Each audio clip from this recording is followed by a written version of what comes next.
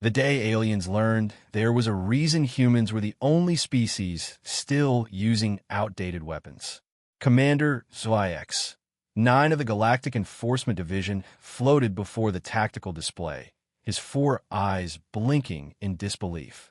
The human settlement on Kepler 442b had just repelled an entire Vraxian war fleet using nothing but kinetic projectiles and chemical explosives. Impossible, chittered his tactical officer Kill. Our sensors confirm it.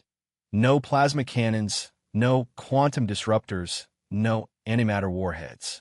They're using metal slugs and controlled combustion. The Vraxians have been the scourge of 3-star systems. Their adaptive shielding capable of deflecting or absorbing any energy-based weapon the galaxy could throw at them. Their bioarmor evolved in real time, becoming immune to whatever had last damaged it. They were considered unstoppable. Until today. Pull up the combat footage, Zwiax 9 ordered, his tentacles twitching with curiosity.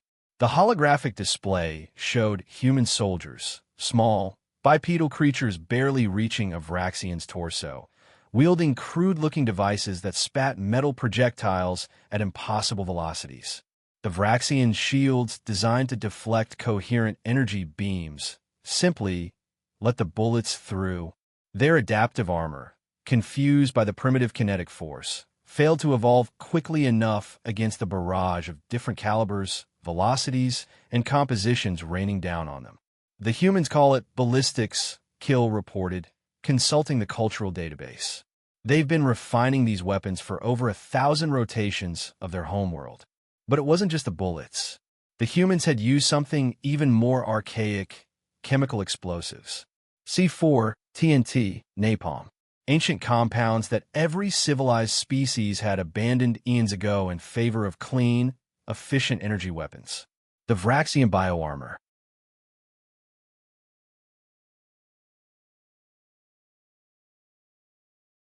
Evolved to handle plasma burns and radiation, had no defense against being torn apart by shrapnel and set ablaze by sticky chemical fires. Sir, Kill's voice carried a note of awe. I'm reading their military doctrine. They call it combined arms.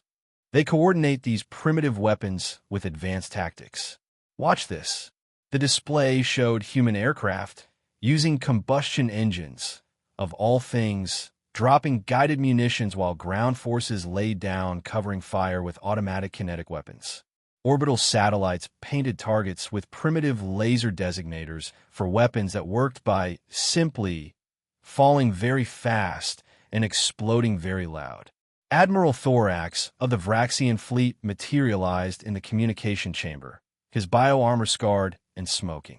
"Ow," was all he managed to say. Zwiax 9 found himself almost laughing. "You adapted to fight the future, Admiral. But the humans never left the past. Every species advances," Thorax growled. "Energy weapons are cleaner, more efficient, more powerful, more predictable." Zwiax 9 interrupted. "Your armor learns, adapts, evolves. But how do you adapt to something that works by the same principles it did 1,000 years ago? How do you evolve against a chunk of lead moving at 3 times the speed of sound?" The human military doctrine became clear. While every other species pursued the elegance of energy weapons, humans had perfected the brutal simplicity of kinetic force. They hadn't abandoned advancement. They'd weaponized reliability. Their outdated weapons required no exotic matter, no antimatter containment, no quantum field generators that could fail. A bullet worked in any environment, against any foe. An explosion was an explosion, whether you were from Earth or Rigel 7. They're calling it appropriate technology, Kill reported. Solving complex problems. Zwiax 9 watched the final moments of the battle as human forces methodically dismantled the Vraxian fleet with weapons that belonged in a museum. The galaxy's most feared adaptive warriors, defeated by the species everyone thought was technologically backward. Send a message to High Command. Zwiax 9 ordered. Recommend immediate diplomatic contact with the humans. And tell our weapons engineers to dust off some very old blueprints. Sometimes, he realized, the old ways were the best ways, especially when everyone else had forgotten why they worked.